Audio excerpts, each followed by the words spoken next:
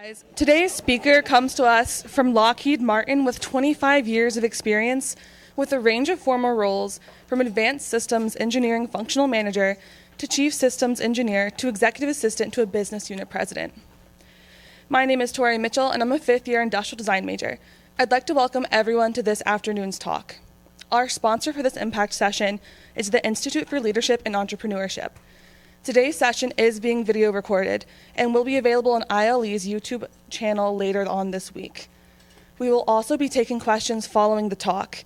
We ask that you do please wait for the microphone to be brought to you before asking questions to ensure the integrity of the video's audio. Our speaker this evening is McLean, the Vice President and General Manager of Air Mobility and Maritime Mission Line of Business at Lockheed Martin Aeronautics Company. He's also the site general manager of the 5,000-employee Marietta facility and is responsible for its day-to-day functioning. He's also an alum of North Carolina A&T State University with a degree in electrical engineering, the University of Maryland with a master's in business administration, and our very own Georgia Institute of Technology with a master's in engineering. Additionally, he serves on the North Carolina A&T State University's Engineering Advisory Board. We are delighted to have him with us this afternoon and look forward to learning about the important work he's doing with Lockheed Martin. Please give a warm Georgia Tech welcome to our guest, McLean.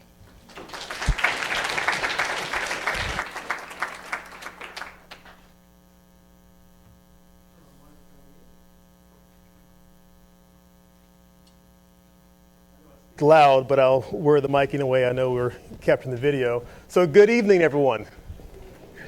Let's try again. Good evening, everyone. All right, just making sure everyone's alert here. Certainly, I'm certainly very proud to be here, and it's been quite some time since I've been on campus. About 25 years ago, I was a student at Georgia Tech attending graduate school, and none of this existed. So it's amazing how the university has grown over the years, and certainly pleased to be here. Just so I have a better read on the audience, if you don't mind, just raise your hand if you're a business student. Okay. How about an MBA student? Any MBA students here? Okay, a few in the back, holding down the back row. I see you back there. How about undergraduate or graduate engineering students? Okay, most engineering. Anyone from the community? Not a student at all, just here? Okay, great. Did I cover anyone? Anyone not of the above? All right. So, okay, got some administrators as well. Okay, great. Well, I have about 4 different parts of the presentation this afternoon. I'll first give you a quick video about Lockheed Martin, because one thing we do, we make great videos, primarily because we develop a lot of wonderful products that certainly serve many countries across the globe. I'll then spend some time to talk about Lockheed Martin, give you some more background on the company, and then give you some more background about myself. I've had a chance to graduate from Georgia Tech, and some may want to know how did I make it to my current role being the VP GM of a large business within Lockheed Martin. And then we'll spend some time talking about certainly what is leadership like in this very dynamic environment. I have a few charts to talk about that. And I certainly look forward to hearing from you, from hearing your comments and your questions as well. But throughout the conversation, I'm going to posit 3 fundamental truths. The first one is that leadership is hard. There's no doubt about that. And not everyone is really an effective leader, to be quite honest. Secondly, change is constant. I think we all can appreciate that. And a third, certainly the intersection of the two, leadership and change, a business has to manage that effectively. Otherwise, they'll find themselves out of business. They have to constantly re-innovate themselves, using innovation, and I would say capturing the essence of the company to ensure that everyone is aligned and finding new ways to innovate and bring new capabilities to the customer. So we'll explore more of that throughout the conversation. But first, the video.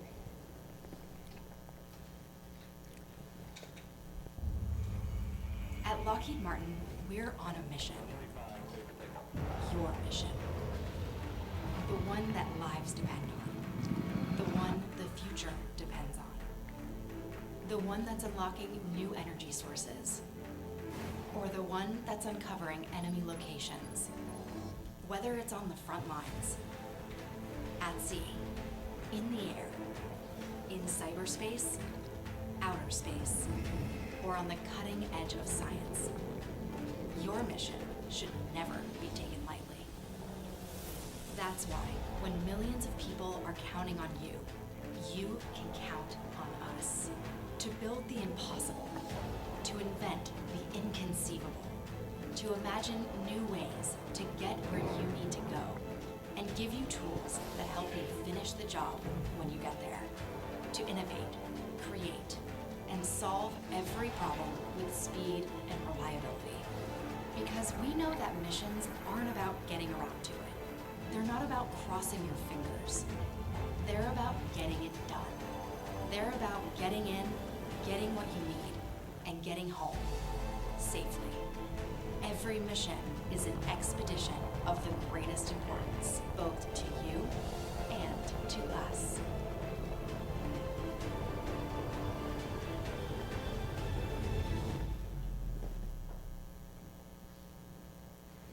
So hopefully you have now a better appreciation as to what we do. Certainly the products that we make and the services that we provide go to a very special customer that operate in a very challenging environment across the globe. The lives of the individuals, the sovereignty of nations, and certainly the systems and infrastructure that we are called upon to protect are very critical. And so every day we have to make sure that we build quality into our products such that they perform every time, because literally the world is dependent upon the things that we make.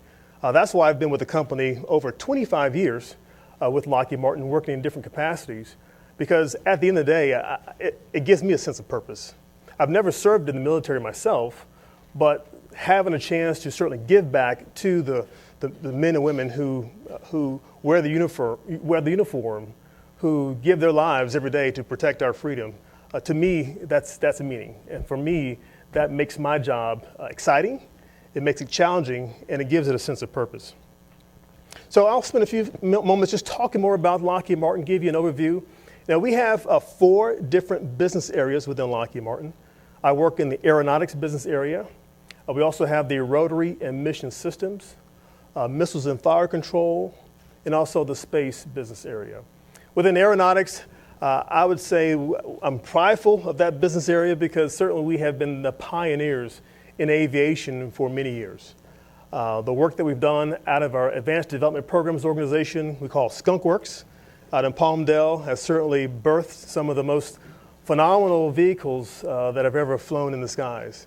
From the SR-71, the Blackbird, that flew Mach 3, 100,000 feet up in the air, pretty significant. With the work we're doing with the F-35 right now, our 5th generation fighter. Lockheed Martin also, most importantly, we created the stealth fighter, right? From the F-22, the F-117, the Nighthawk. We make some very innovative vehicles, and we're still pioneering aviation. The work we're doing right now in hypersonics, building vehicles that can travel in excess of Mach 5. And we're continuing to do work in also the commercial space. One of the images you saw in the graphic there was a kind of a white pointy-nose airplane. That's called the Quest vehicle, Quiet Supersonic Transport. We're in the process now of building that airplane to have a supersonic transport airplane that can now fly over the continental United States because we found a way to dampen the sonic boom that's created when flying at supersonic speeds. With our Missiles and Fire Control organization, they've developed products such as a THAAD, Theater High Altitude Area Defense System. It's a system that can hit a bullet with a bullet. So even though we hear about the launches that North Korea may be making, you should be very confident that we definitely have systems that can certainly take those vehicles out of the sky if necessary.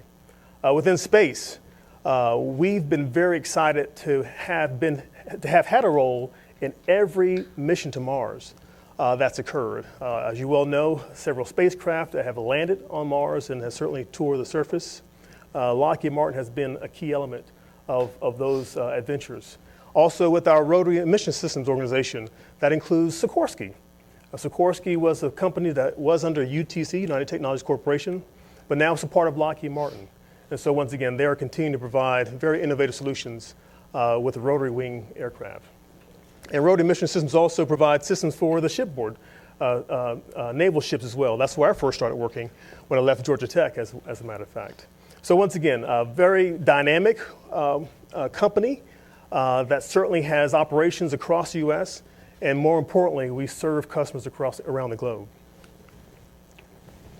So one thing you should think about as you decide to work with a company, first of all, what are the values? What does the company represent? And that's another thing that I'm very prideful about Lockheed Martin. We have, really 3 simple terms that describe our values. First of all, it's we do what's right. Many employees and also ex-government employees that come to work with us, the main reason why they want to work with Lockheed Martin is because of ethics. We have very strong ethic principles. We deal with a lot of international countries, and so corruption can be an issue, right? But for us, it has not been an issue because of the high ethical bar that we've established for the corporation. Second, respecting others, right? Everyone wants to work in an environment where you don't feel threatened coming into work. You feel that you're part of the team and that you're embraced and your ideas are respected. So that's another key principle of Lockheed Martin, one of our core values. And also perform with excellence. And without performance, we would not exist. Because of the work that we do, we have to perform on a consistent basis to ensure that our customers can depend upon the products that we deliver. So Lockheed Martin Marietta, we're not too far from here, just north up on 75. So not too far. We'll have about 5,000 employees that work there. It's a pretty significant size of a facility. There's a lot that we've done there over the years. This just kind of depicts some of the aircraft programs that are either currently being produced or have been produced in Marietta. The long green bar you see at the bottom is the C-130 aircraft program. The C-130 has been in production since the 1950s. As a matter of fact, it is the longest running aircraft production program in history. Very successful. And the airplanes you see above that, the Jetstar, actually Elvis Presley bought 2 of those many years ago. The C-141, the C-5 transport airplane, that's the largest transport airplane ever built in the U.S. You may have seen it before. It has the nose that opens up. You can actually drive cargo right in the front of the airplane. So that C-5 airplane was built right in Marietta. Also, we have the F-22. The F-22 is our air superiority fighter. It is another 5th-gen fighter where it has stealth, super maneuverability, and super speed to avoid threats. And also in Marietta, we build the F-35. Part of the F-35, the center wing box. The F-35 is assembled in Fort Worth, Texas, but we build a major structure in Marietta. So once again, both the F-35 and the C-130 program, they're some of the largest programs, certainly within Lockheed Martin. As a matter of fact, the F-35 program is the largest program in history in all of the Department of Defense. If you've been tracking the media, just last week we announced that we received a $34 billion award. 34, that's with a B, to produce a number of airplanes for the U.S. government as well as many of our international partners. And I also meant to say that to the right, we're also continuing to push the limits in developing new systems, transport airplanes and tanker aircraft. We're in the process of developing those, and certainly we look forward to bringing even more advanced aircraft designs to Marietta.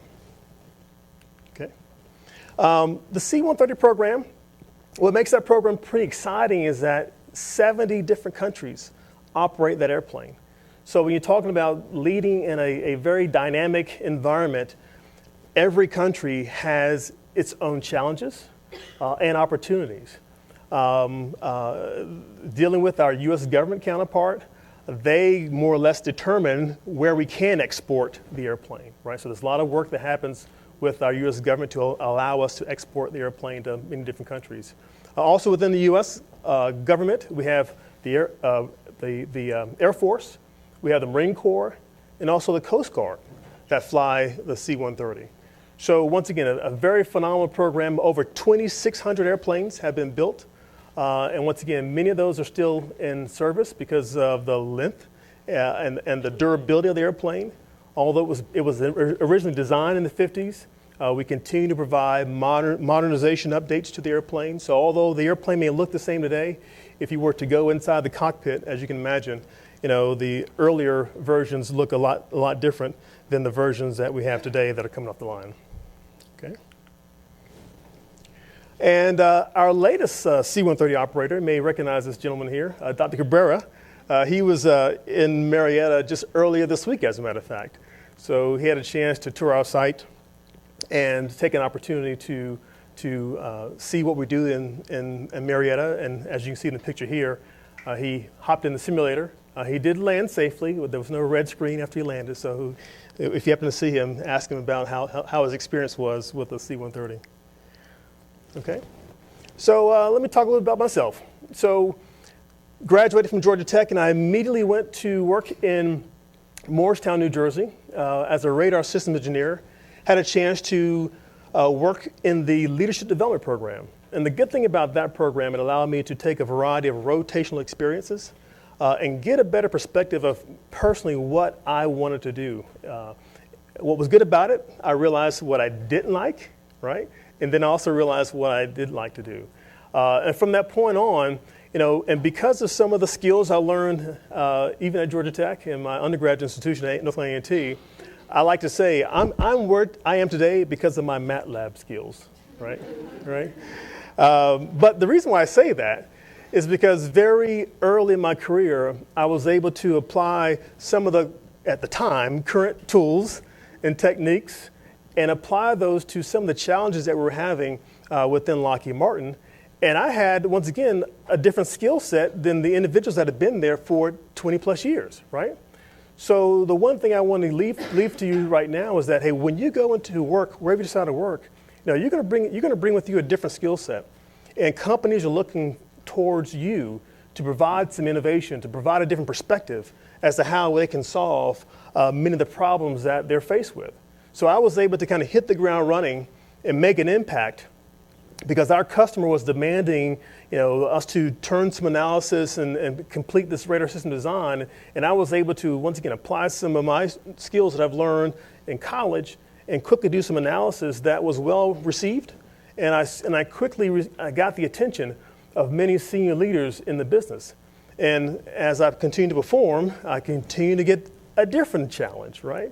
And yet another challenge. So the point is, hit the ground running, make an impact, because that will open the doors to opportunities. I mean, I was invited to go work on programs I didn't even know exist because they were classified programs. And I always used to wonder, what's happening behind those closed doors back there? But I quickly found out. And then I was told that, oh, by the way, your shift starts at 2 o'clock in the morning, and it's a 12-hour shift at that.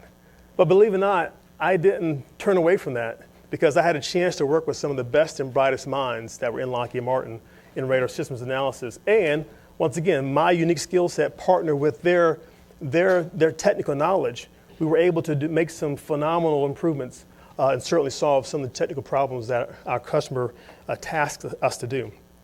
So from that point on, I then quickly realized that I enjoyed technology, but I really liked leading teams more. And had a chance to work at the corporate headquarters in a staff job, as they call it. But what that did, it allowed me to open my awareness of other challenges across the business. And it allowed me to connect with other leaders that later on in my career ultimately were very instrumental in pulling me into other roles. So that's the other nugget I'll leave with you is that make sure you take the time to connect and network at your company because you never know where someone may be and you never know what they may need from a skill set perspective. And if they know who you are, they know the contributions that you can make, you'll be surprised how doors can be opened where you may not have even known there was an opportunity there. So networking is critically important.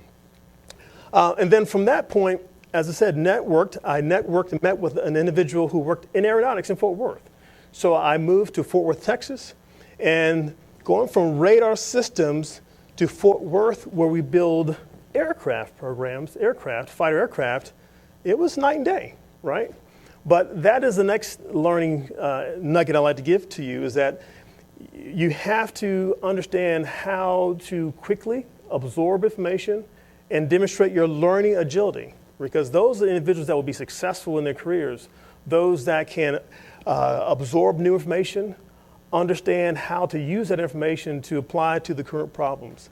And as I said before, networking with others in the organization so that you can deliver upon results. Because the things that we do today are so very complex. One person alone cannot solve those challenges. So as I reflect back now on my current job as a C-130 lead, I think back at some of the early C-130 developers, and it's interesting when I think of those individuals because Kelly Johnson is a guy who has been instrumental in advanced development programs. He lived early in the days where between 1930s and 1980s, he was the guy behind many of the innovative aircraft that we saw on the picture above, including the C-130, the SR-71, the U-2, all those aircraft he had a role in. And his leadership style was very directive, right? You didn't work with Kelly, you worked for Kelly. It was very clear, right? But another gentleman named Willis Hawkins was also a very strong design engineer that worked alongside Kelly, but he had a whole different leadership style. It was about the team, right? When Willis talked, it was about we. And he brought others in to his organization, and he, along with his team, were able to solve some very challenging problems. So it's interesting how today we talk a lot about Kelly Johnson and the role that he had in Lockheed Martin. But if Kelly were to be in the environment today, I don't know how successful he would be, because things are so much more complex than they ever were in the past, right? So that takes me to leading change, right? So I'm sure many of you have probably heard of John Cotter. He has a very seminal piece on leading change, and we can walk through these 8 steps. But the point is this stuff works, right? Because as I've worked in my career and have lived through a lot of examples, just take one case in particular. In Greenville, South Carolina, we built something called we were modifying the P-3 aircraft, and we just simply weren't performing, right? And so we realized that, hey, we've got to change the way we operate. And there was a culture change that was required. So although we didn't follow this sequence as it shows here directly, but as I kind of reflect back at the changes that took place, the first thing we did was establish a sense of urgency, because the point was this: the customer was saying, hey, I don't want to do work with you anymore, right? So if we didn't change the way that we operated, we would no longer have a business, and their business was in a significant decline. So create a guiding coalition. So first, you got to build a small team that supports and understands what you're trying to accomplish. So there's now a shared vision, and they understand the vision of what they want to accomplish.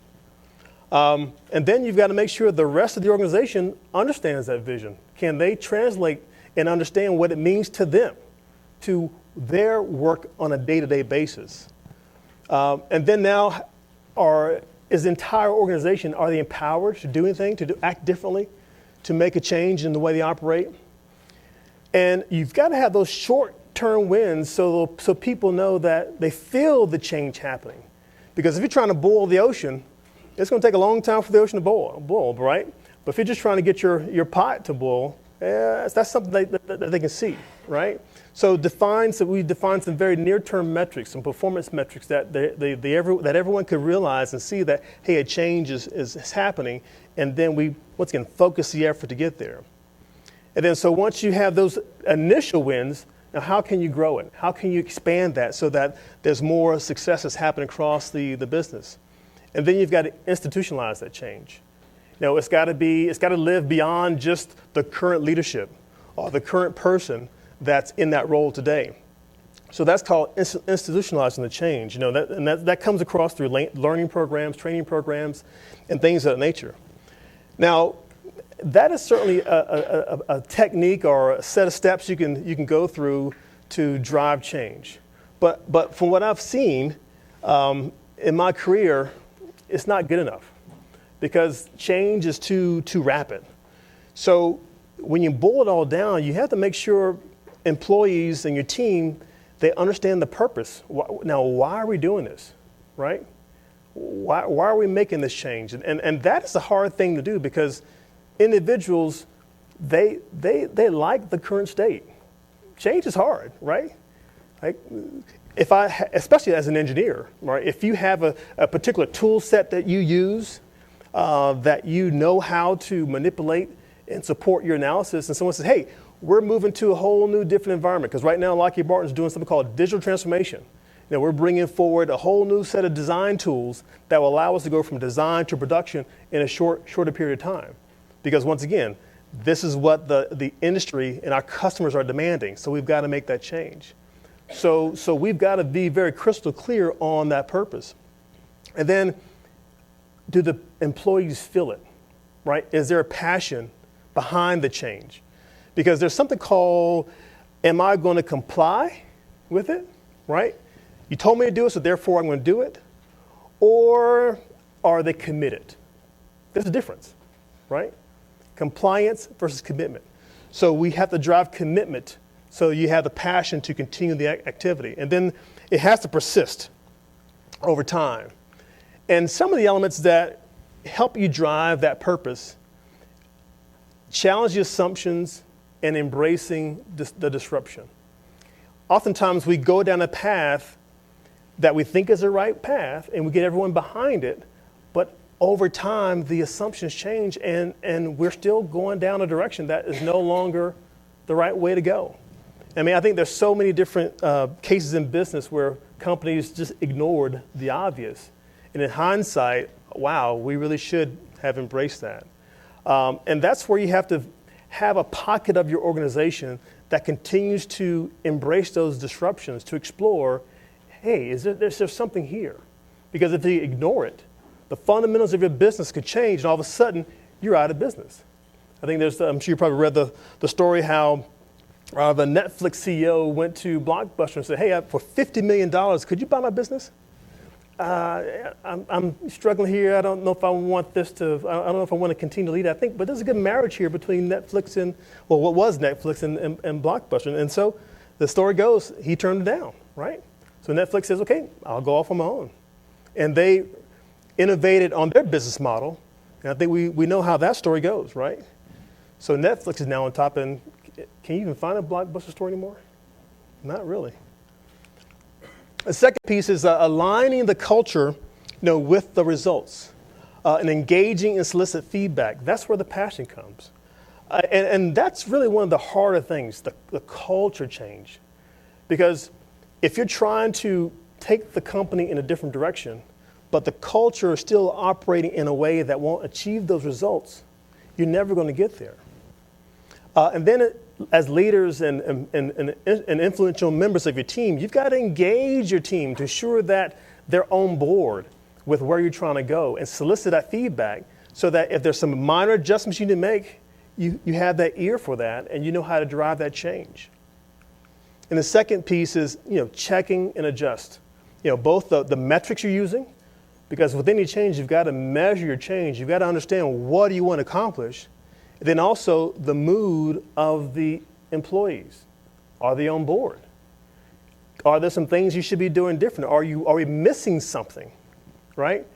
So those elements really help you manage change in a more dynamic environment because you're constantly listening to the changes in the employee base, their mood. You're making sure your culture evolves so that it can respond to change as needed. And you have an engagement plan that you bring forth the best ideas. You have an inclusive culture that's so much needed so that you're making decisions with all the information that's available for the individuals, for the employees that you have. So I'm going to spend a little bit more time just talking about culture, right? Because that is so critical in any change. And of course, there's the feedback loop there because you have to continue to revisit these items. So there's another book called Change the Culture, Change the Game by Connors and Smith that even within Lockheed Martin we have fully embraced because we recognize that, hey, in order to achieve a different result, you've got to change the culture. You can't say that, hey, we've been operating in this manner and now we want to perform at a different level.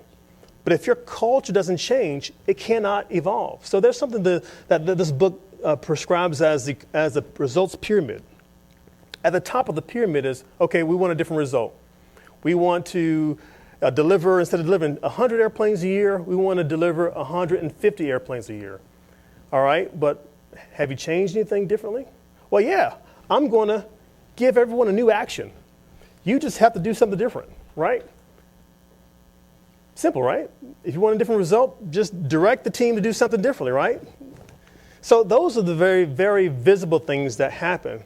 But in reality, there's a lot that happens beneath it that really impacts the team's ability to perform differently. Because first of all, the belief system. I don't believe I've got the right or the ability to do what you told me to do, because remember, I grew up in this Kelly Johnson era. I'm waiting for somebody to tell me what to do. I can't act on my own. So that's the belief I have. I don't have the right to go off and make that change. So therefore, you're not going to get the action out of me. But then also what happens is that, well, if you have a leadership team that says, okay, you've got the right to go make the changes on your own. Believe me, I'm giving you that support. But guess what? If the experience that that person has doesn't align with that, they're not going to believe you, right? So the experiences that as a leader or a member of a team that you create every day will either support that belief or not. And if they don't have that belief, you're not going to get the action that you want that ultimately will drive the results that you want to accomplish. So within our corporation, we have embraced this change methodology, and it's been very effective. Because back to the Greenville operation, that operation, the way they changed the experiences was that the technician, the employee at the work level, they began leading the meetings, because the issue was that they weren't bringing ideas forward because their team leads weren't listening, right? So they stopped bringing ideas forward. But when the leader says, okay, we're going to change the way we operate, we're going to create a belief that we're going to empower the employee base, right? We're going to create a belief that you can decide and act on what you need to do to be effective. And the experiences that we created was that the leaders sat on the side of the room and the technicians sat at the head table and said, this is what I need to be successful. And the leader said, okay, how can I support you? So we flipped the model, right? So now you have a workforce coming into work feeling empowered and feel excited that, hey, I can make a difference. There are things that are happening on the shop floor now that I can change, and I can go to my boss. They'll listen to me and make an impact. So we create experiences for that technician that changed their belief, and therefore their actions were more now in line about delivering a larger number of airplanes that allowed us to achieve our results. So a very effective way to manage a culture change. The next thing I'll talk about is back to engage, right? If as a leader or a team member, you're not engaging your workforce and getting their full commitment, it's almost like you have an employee that's operating at 20% efficiency. We know that's not a good thing, right? We want everybody coming into work every day being able to bring their best and brightest ideas and collaborating in that discussion so that you get the most out of that dialogue. And we all know you get the most fruitful discussion to make the best decision, right? And so we created something called the CARE campaign, right? CARE, commit to engage, fostering a culture where diverse talents and perspectives of our people power innovative solutions for our customers and drive business success. And each of those letters stand for something. The first thing is commitment. Employees and leaders have to be committed to connecting to the workforce and ensuring they get the most out of every individual that's in the room, right? You can't allow someone to sit in a corner and not be vocal. Or you can't allow someone to be so who speaks so much, overpowering the conversation that they kind of take advantage and don't allow others to speak, right? So you're committed to ensure you get the input from everyone.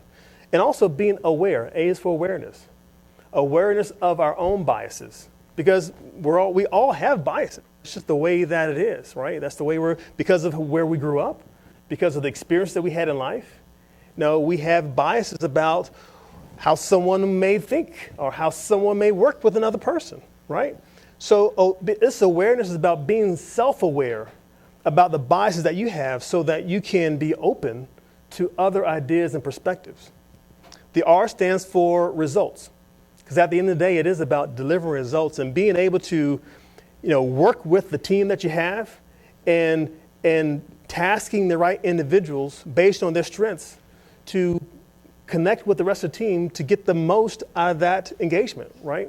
So knowing how to manage a very diverse team, knowing how to put someone who's less experienced, that may have a strong knowledge in certain tool sets, and partner them with another individual that has more technical competence, and then allowing them to work together to produce that result. So how do you blend and manage a very diverse team and be very effective in doing that to deliver results?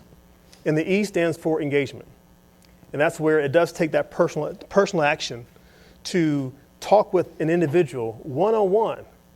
What can we do to make this environment different for you? What can we do to make sure you're contributing all that you can so that we can be successful in achieving and accomplishing the very technical and challenging issues that we have in front of us? So that's a model that goes to the engagement, connect to engage, care, something to think through as a leader or as a team member, how you can be very effective in getting the most out of everyone, because everyone comes in to the building and they've got ideas and views. But if you're not effective in getting that information out of them, you're not going to be able to lead in a very dynamic environment. So in the end, when I think about, what does it take to be effective? Everybody's got to be all in, right? You've got to have an open mind. You've got to think globally, because competition is at a global scale. We compete today with companies across the globe. We have a supply base also that exists across the globe. It provides opportunities, and at the same time, it provides challenges right now, especially with Turkey as an example, right? For those who are following that. And also, you as an individual, you've got to be very agile. As I mentioned to you before, you've got to be able to absorb new information and understand what impact it may have to you and how you can apply it to be successful in your role. And as a leader, you got to make sure you spend time to think, to absorb everything that's going on. Because I know today, in today's world, everyone's always on. Everyone always has their electronics in front of them, and the pace is so rapid that we don't take the time to think, are we doing the right thing? Are we going on the right path? Am I engaging and connecting with everyone on the team that needs to be a part of this opportunity? Are they fully committed, right? Not are they complying with what we asked, but are they committed? And they understand the vision, they understand the purpose, they have the passion, and we've got the right systems in place that the change will persist over time, even after I leave this leadership position, right? Because we have the right processes in place, the right training mechanisms in place, and more importantly, the culture has now evolved that people believe in the change.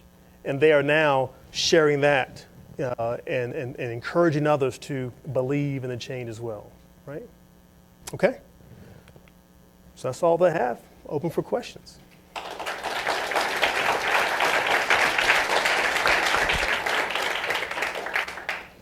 Thank you so much for coming today. So now we'll move into our question and answer panel. Since this is being recorded, we'd ask that if you have a question, please raise your hand, and Nishat or myself will be walking down the aisles and hand you a mic. Would anyone like to start us off? First one's always hard.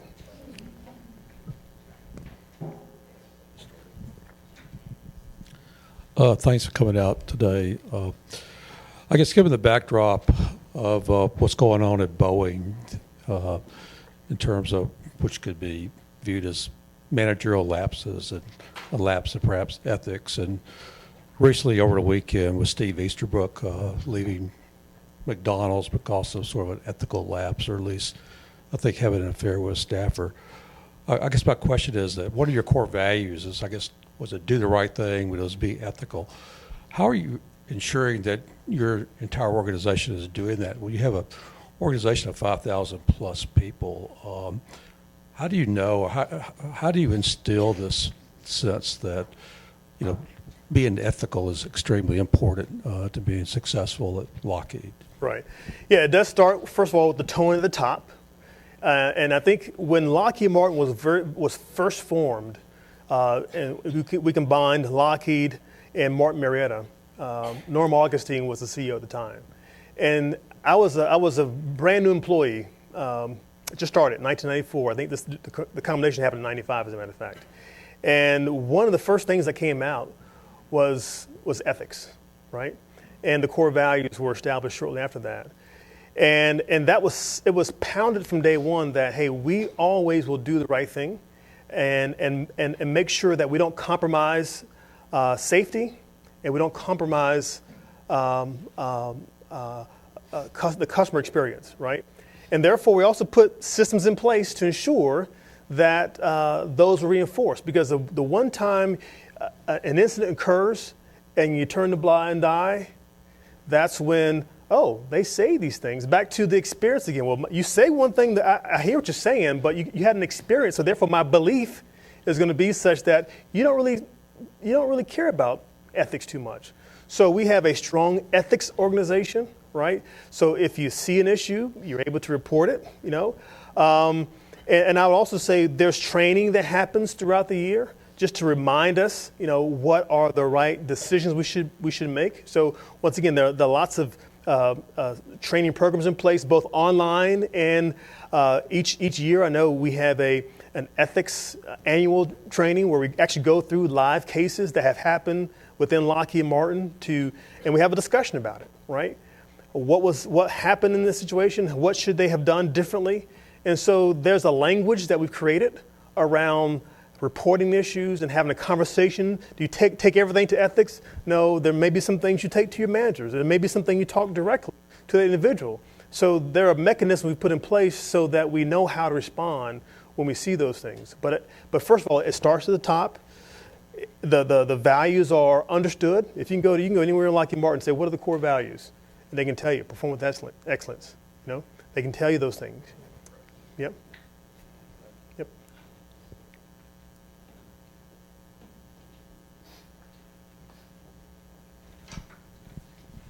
All right, thank you for being here.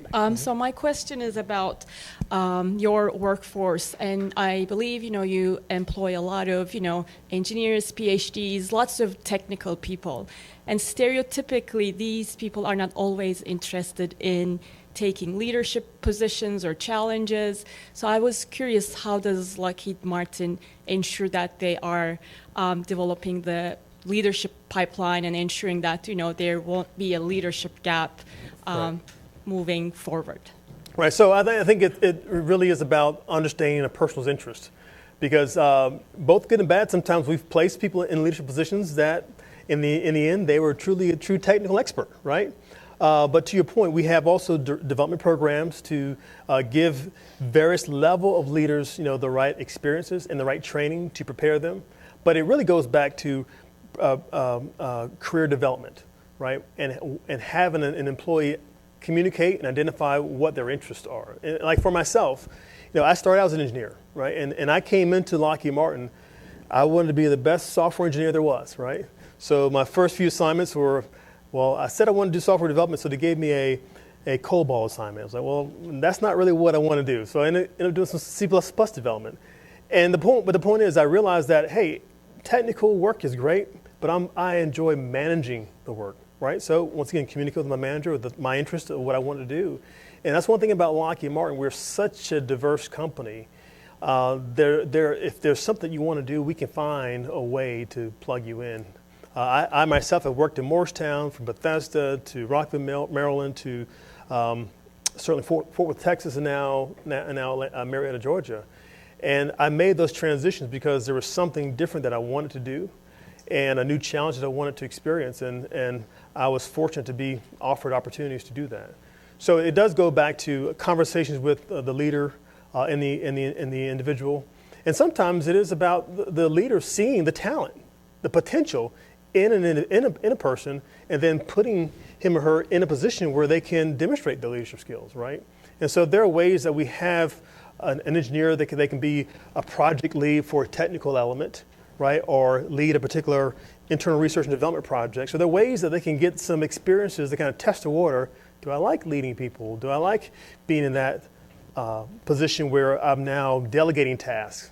Because for me personally, that was one of the most challenging transitions, to go from an engineer, an individual contributor, to a leader. Because I was so accustomed to, hey, my success depended upon my technical competence, to now my success is dependent upon me effectively delegating tasks based on who I believe is most capable to do that work, or could benefit from that development assignment by doing something new, right? Sure, thanks.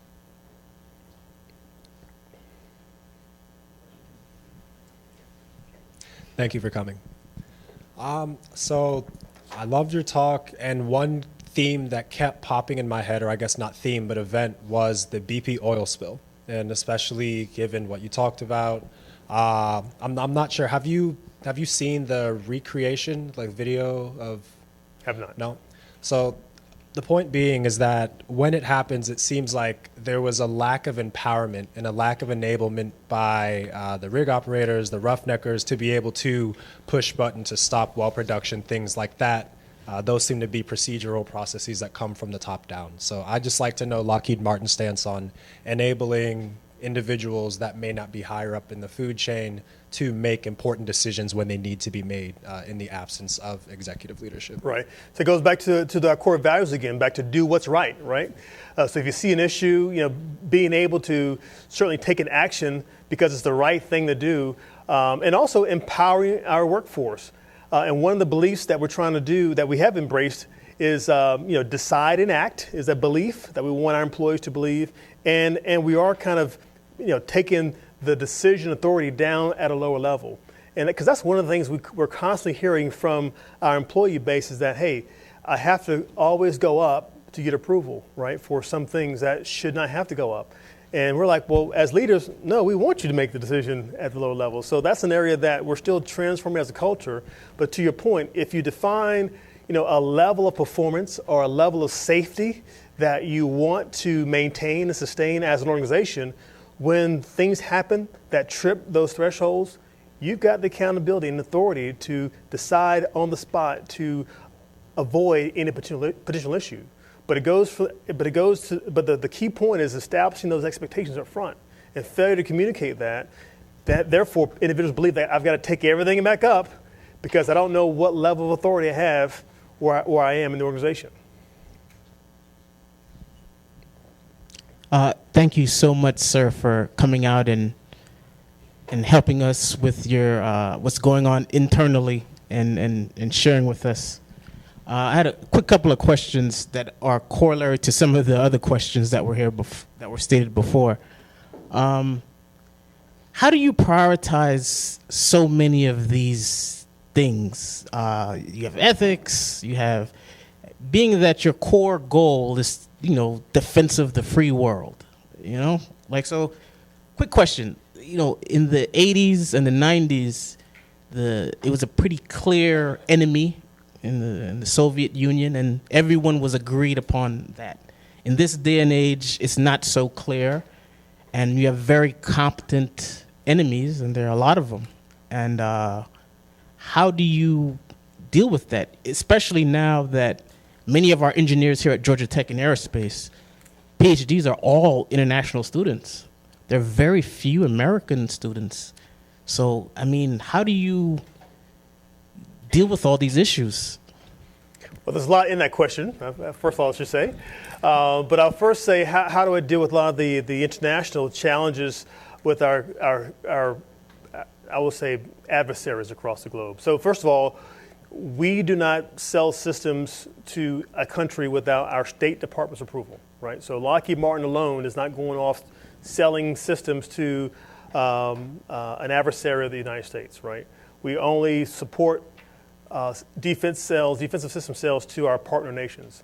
But first of all, we have a strong relationship, first of all, with our State Department and our U.S. government in determining, and they are determining, who our allies are today. As you saw that chart of 70 countries, you can say, well, wow, we sold systems to them, but once again, that airplane's been around for 65 plus years. So a friend today may not have been a friend decades ago, and vice versa, right? So it is a challenging situation, but still it is a space that we operate in because we are a global aerospace and defense company, and we want to ensure that we build up our partner nation capacity. That's one of our government defense requirements, right? Build partner nation capability, because at the same time, by doing that, that also minimizes, U.S. forces that have to go into a country to protect and defend another sovereign nation, right? So certainly one of the concerns that I have is truly, access to a workforce that can work classified programs, because we do hire PhDs, master students, and you're right, the number of PhDs and masters from other countries are growing. And if you look at the number of engineers that annually China produces versus America, 8-1, right? So we're being outnumbered on a daily basis, on an annual basis, as far as the number of engineers that are being produced to support not just defense issues, but just technology as a whole. Because that's one thing that's also interesting with the defense space is for a long time, aerospace and defense and just defense in general, we led technology advancement. And we transitioned technology from defense to commercial. Now it's to the point where commercial is starting to advance in a much faster pace, and our customer is asking us how can you bring in some of those commercial methodologies and commercial techniques back into our defense development process, as well as some of the products themselves, right? So it is complex, right? But something that we do manage on a daily basis, and more importantly, in partnership with our State Department to ensure that we're compliant in our discussions with other nations.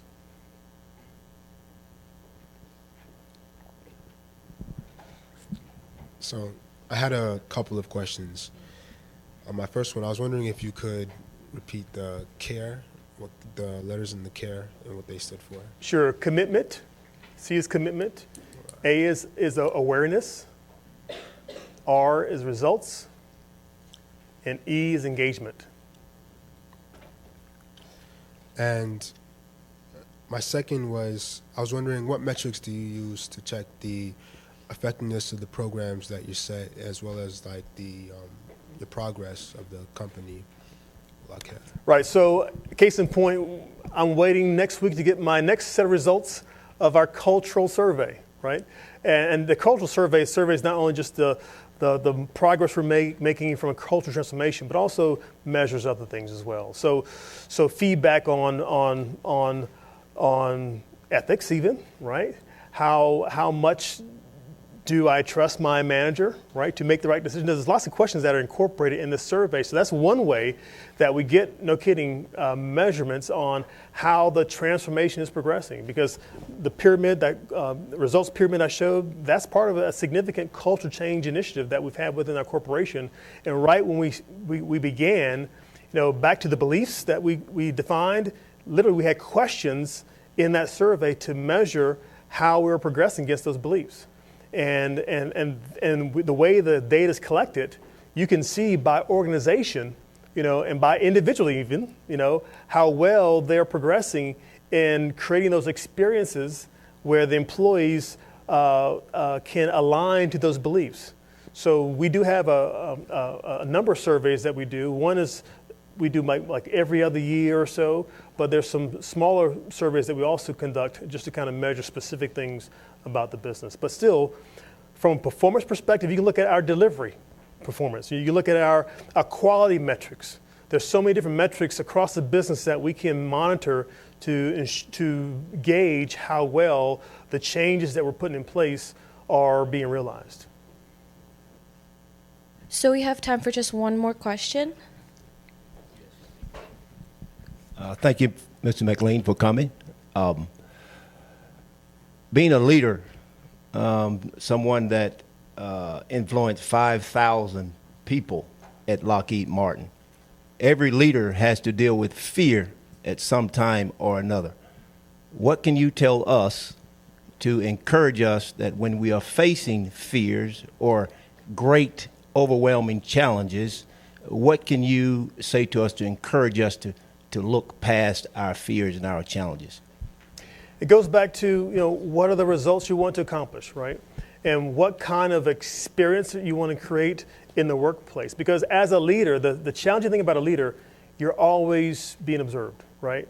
Your demeanor, the way you hold your head, the way you speak to an individual reflects not only on you, but it has an impact on the broader organization. So when you're faced with a challenging situation, or you may be fearful of something, as a leader, you've got to suck it up, right? Because a lot of individuals are waiting to see how you're going to respond, right? And if you falter or have a lot of a lax in judgment, right? It can really tear away everything that, as a company, we built up to support, our core values, right? So being a leader is hard. There's no doubt about it. Like that's my first principle. Leadership is hard, right? Especially as a senior leader, you have to, every time you're out in public or you have a chance to communicate, you have to be very effective and very crisp and clear about what your expectations are, right? So that, okay, I heard him say that, so therefore I'm going to do X, Y, Z, right? So it's you have to be very intentional in the dialogue and discussion so that what happens and what's said is clearly understood and is impacted and not misunderstood and therefore cause an alternate result, right? Okay. Well, thank you very much. I enjoyed being here today. Hopefully I answered your questions.